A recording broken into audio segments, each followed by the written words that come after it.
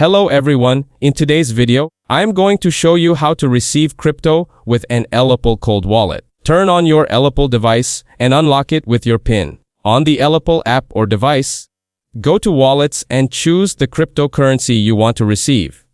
Then, tap Receive and the device will display a receiving address and a QR code. Verify the address on the Ellipal screen carefully. Always check the first and last few characters.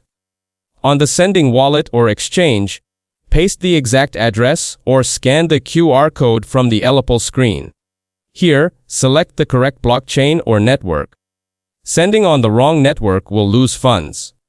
Send a small test amount first to confirm everything is correct. Wait for confirmation on the blockchain.